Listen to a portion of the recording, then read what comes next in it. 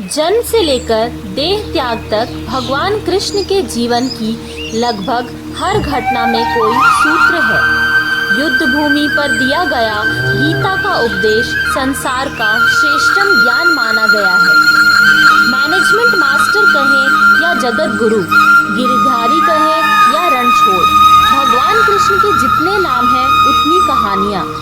जीवन जीने के तरीके को अगर किसी ने परिभाषित किया है तो वो कृष्ण है।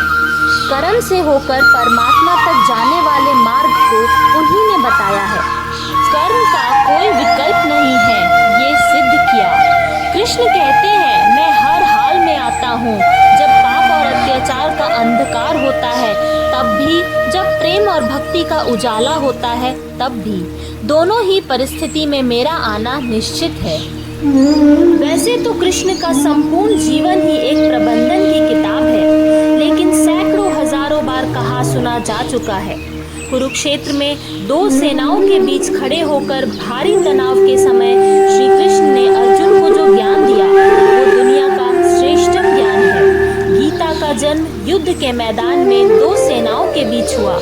जीवन की श्रेष्ठतम बातें भारी तनाव और दबाव में ही होती हैं। अगर आप दिमाग को शांत और मन को स्थिर रखने की कोशिश करें तो सबसे बुरी परिस्थितियों में भी आप अपने आप के लिए बहुत अच्छा निकाल पाएंगे। ये कृष्ण सिखाते हैं। गीता पढ़ने से पहले अगर इसी बात को समझ लिया जाए तो गीता पढ़ना सार्थक हो जाएगा। कृष्ण का जीवन ऐसे ही बातों से भरा पड़ा है। जरूरत है नजरिए की। उनका जीवन आपके लिए माइथोलॉजी का एक हिस्सा मात्र भी हो सकता है और आपका पूरा जीवन बदल कर रख देने वाला ज्ञान भी। आवश्यकता हमारी है, हम उनके जीवन से क्या लेना चाहते हैं। कृष्ण मात्र कथाओं में पढ़ाया सुना जाने वाला पात्र नहीं है, वो चरित्र और व्यवहार में उतारे जाने वाले देवता हैं। इसे सीखें कैसे जीवन को श्रेष्ठ बनाया जाए। 10 बातें हैं जो अगर व्यवहार में उतार ली जाए तो सफलता निश्चित मिलेगी। पहली बात, शुरू से अंत तक जीवन संघर्ष ही है। कारागृह में जन्मे कृष्ण पैदा होते ही रात में यमुना पार कर गोकुल ले जाया गया। तीसरे दिन पुतना मारने आ गई। यहाँ से शुरू हुआ संघर्ष देह त्यागने से पहले द्वारका डुबोने तक रहा। कृष्ण का जीवन कहता है, आप कोई भी हो, संसार में आए हैं तो संघर्ष हमेशा ही रहेगा। मानव जीवन में आकर परमात्मा भी सांसारिक चुनौतियों से बच नहीं सकते। कृष्ण ने कभी किसी बात की शिकायत नहीं की, हर परिस्थिति को जिया और जीता। कृष्ण कहते हैं, परिस्थितियों से भागो मत, उसके सामने डट कर खड़े रहो, क्योंकि कर्म करना ही मानव जीवन का पहला कर्तव्य है। हम कर्मों से ही परेशानियों को जीत सकते हैं। दूसरी बात, स्वस्थ शरीर से ही विजय है। कृष्ण का बचपन माखन मिश्री खाते हुए गुजरा। आज भी लोग भोग लगाते हैं, लेकिन ये संकेत कुछ और है। आहार अच्छा हो, शुद्ध हो, बल देने वाला हो। बचपन में शरीर को अच्छा आहार मिलेगा तो ही इंसान युवा होकर वीर बनेगा। शरीर को स्वस्थ रखना है तो बचपन से ही ध्यान देने की जरूरत है। ये पेरेंटिंग के दौर से गुजर रहे युवाओं के लिए बड़ा मैसेज है। अपने बच्चों को ऐसा खाना दें जो उनको बल दे। सिर्फ स्वाद के लिए ही ना खिलाएं, तभी वे बड़े होकर स्वयं को और समाज को सही दिशा दे पाएंगे। की बात है, पढ़ाई किताबी ना हो, रचनात्मक हो। ने अपनी शिक्षा मध्य प्रदेश के उज्जैन में सांदीपनी ऋषि के आश्रम में रहकर पूरी की थी। कहा जाता है कि 64 दिन में उन्होंने 64 कलाओं का ज्ञान हासिल किया था। वैदिक ज्ञान के अलावा उन्होंने कलाएं भी सीखी। शिक्षा ऐसी ही होनी चाहिए जो हमारे व्यक्तित्व का रचनात्मक विकास करे। संगीत, नृत्य, युद्ध सहित 64 कलाओं श्री कृष्ण के व्यक्तित्व का हिस्सा है। बच्चों में कोरा ज्ञान ना भरे, उनकी रचनात्मकता को नए आयाम मिले, ऐसी शिक्षा अवस्था हो। चौथी बात है, रिश्तों से ही जीवन है, बिना रिश्तों के कुछ कुछ नहीं। कृष्ण ने जीवन भर कभी उन लोगों का साथ नहीं छोड़ा जिनको मन से अपना माना। अर्जुन से वे युवावस्था में मिले, ऐसा महाभारत कहती है, लेकिन अर्जुन से उनका रिश्ता हमेशा मन का रहा। सुदामा हो या उद्धव, कृष्ण ने जिसे अपना मान लिया उसका साथ जीवन भर दिया। रिश्तों के लिए कृष्ण ने कई लड़ाइयाँ लड़ी और रिश्तों से ही कई लड़ाइयाँ जीती। उनका सीधा संदेश है कि सांसारिक इंसान की सबसे बड़ी धरोहर रिश्ते ही है। अगर किसी के पास रिश्तों का हाथी नहीं है तो वो इंसान संसार के लिए गैर जरूरी है। इसलिए अपने रिश्तों को दिल से निभाएं, दिमाग से नहीं। पांचवी बात है, नारी का सम्मान समाज के लिए जरूरी। राक्षस नकासुर का आतंक था। करीब 16,100 महिलाओं को उसने अपने महल में कैद कर लिया था। महिलाओं से बलात्कार में उसे सुख मिलता था। कृष्ण ने उसे मारा, सभी महिलाओं को मुक्त कराया, लेकिन सामाजिक कुरीतियां तब भी थी। उन महिलाओं को अपनाने वाला कोई नहीं था। खुद उनके घर वालों ने उन्हें दूषित मानकर त्याग दिया था। ऐसे में श्री कृष्ण आगे आए। सभी 16,100 महिलाओं को उन्होंने अपनी पत्नी का दर्जा दिया। समाज में उन्हें सम्मान के साथ रहने का स्थान दिया।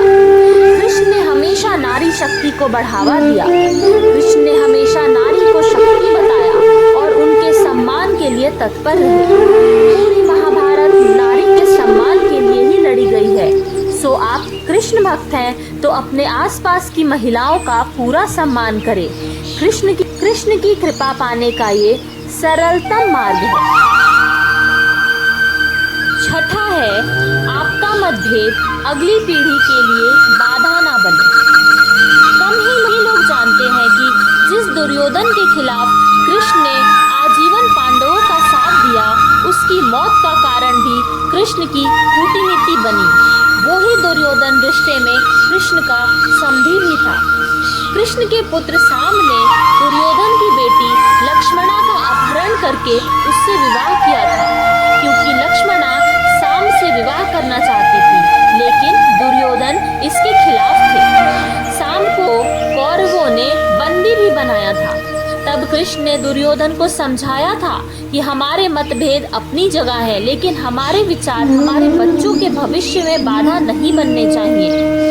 दो परिवारों में आपसी झगड़े में बच्चों के प्रेम की बलि ना चढ़ाई जाए। कृष्ण ने लक्ष्मणा को पूरे सम्मान के साथ अपनी बहू का दर्जा दिया था। दुर्योधन ने उनका मतभेद हमेशा रखा, लेकिन उन्होंने उसका प्रभाव कभी लक्ष्मणा और साम की गृहस्थी पर नहीं पड़ने दिया। सातवीं बात जो कृष्ण से सीखने जैसी है वो यह है कि शांति का मार्ग ही विकास का रास्ता है। कृष्ण ने महाभारत युद्ध से पहले शांति से समझौता करने के लिए पांडवों और कौरवों के बीच मध्यस्थता की। हालांकि दोनों ही पक्ष युद्ध लड़ने के लिए आतुर थे, लेकिन कृष्ण ने हमेशा चाहा कि कैसे भी युद्ध टल जाए। झगड़ों से कभी समस्याओं का समाधान नहीं होता है। शांति के मार्ग पर चलकर ही हम समाज की रचनात्मक विकास कर सकते हैं।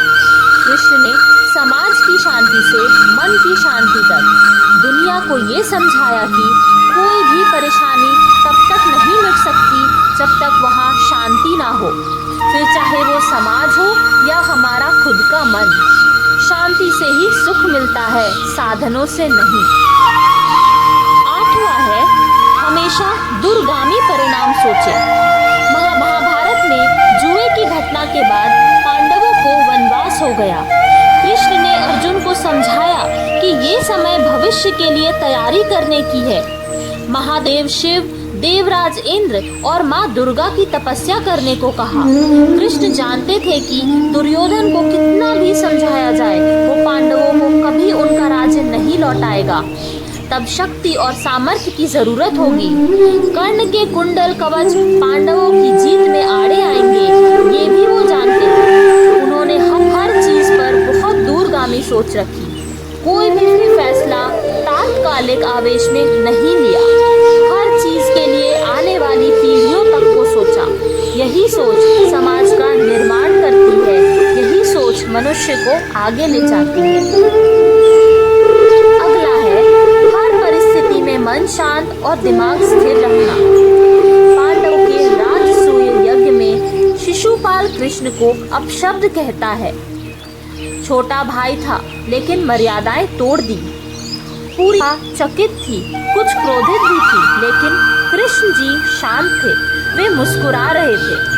शांति दूत बनकर गए तो दुर्योधन ने अपमान किया। कृष्ण शांत रहे, मगर हमारा दिमाग स्थिर है, मन शांत है।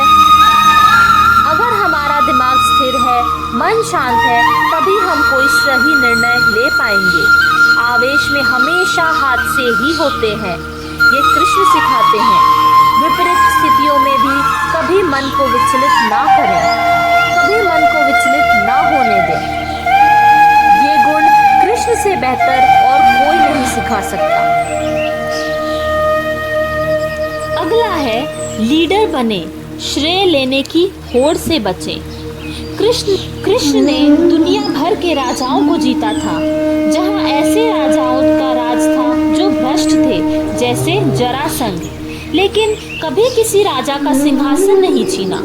कृष्ण के पूरे जीवन में कभी ऐसा नहीं हुआ कि उन्होंने किसी राजा को मारकर उसका शासन खुद ले लिया हो। जरासंध को मारकर उसके बेटे को राजा बनाया, जो चरित्र का अच्छा था। सभी जगह ऐसे लोगों को बैठाया जो धर्म को जानते थे। कभी किंग नहीं बनना चाहा, हमेशा किंग मेकर की भूमिका में रहे। महाभारत युद्ध में भी खुद हथियार नहीं उठाया, पूरा युद्ध कूटनीति से लड़ा।